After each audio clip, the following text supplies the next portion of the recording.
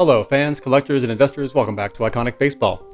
I am Iconic Al, and I want to welcome all the new people, all the people just finding this channel for the first time. Welcome, and please subscribe. And if you're an old watcher of the channel, been with me from the beginning or since the National, thank you. Thank you, and welcome back. Today we're going to continue on my sort of the backbone of my channel, the Top 100 Countdown, which is really what I collect, the Top 100, as I see it, most iconic and greatest ball players of all time. And we are at position number 80 on this video here.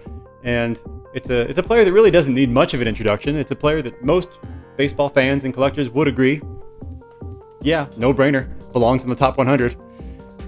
He's a guy that's known only as the Wizard. I'm talking about the great Ozzie Smith. Stand away, all you mere mortals! How dare you enter the magic grounds of Oz? All right, that's better. I'm Ozzie Smith, shortstop for the St. Louis Cardinals, otherwise known as the Wizard of Oz. Hey, how come you're called the Wizard of Oz? How come? Well, maybe because of little things like this. Wow. Hi, Oz.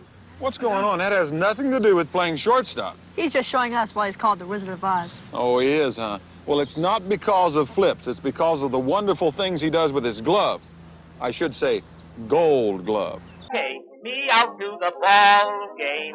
Take me out with the crowd. Buy me some peanuts and cracker jack. I don't care if I never get back. Let me root for the home team. If they don't win, it's a shame. For it's 1, 2, 3 strikes, you're out at the old ball game. Come on, Ozzie Smith, the Wizard. Does it get much more iconic? This guy was the greatest defensive shortstop of all time. Full stop. End of sentence. Period. There was a joy with which he played that just came through the TV when I was a kid watching him play. I think everybody that was around back in those days in the 80s, early 90s remembers him doing backflips on the field. There was a magical quality with Ozzie Smith. The athleticism with which he played, the joy with which he played was infectious. And this guy amassed 76.9 WAR. 44.2 of that WAR was defensive.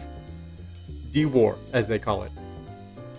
He has the highest defensive WAR of all time, of any player, which, of course he does.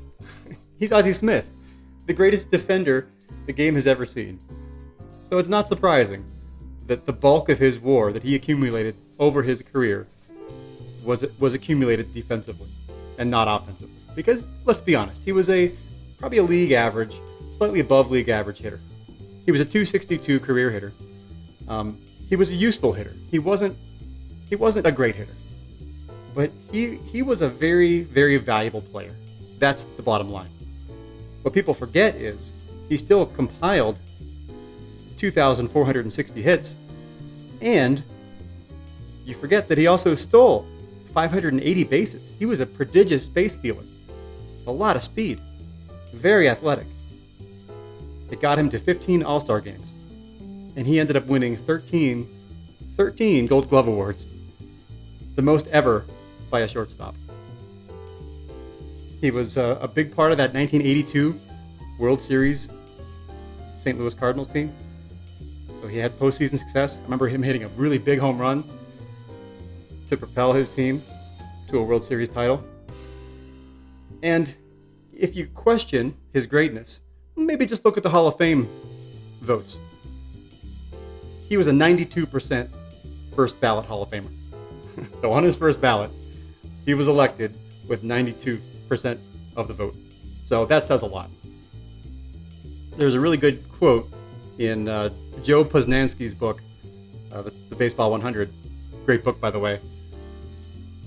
The quote was, "His legend has little to do with his own numbers. It comes from numbers that were not recorded." So that's where his value really laid.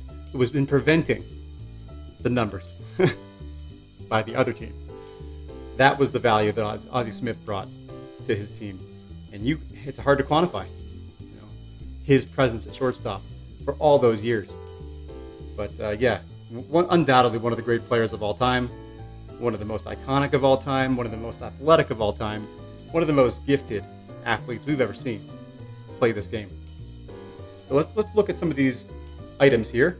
First of all, we have a signed baseball that was actually gifted to me by a friend.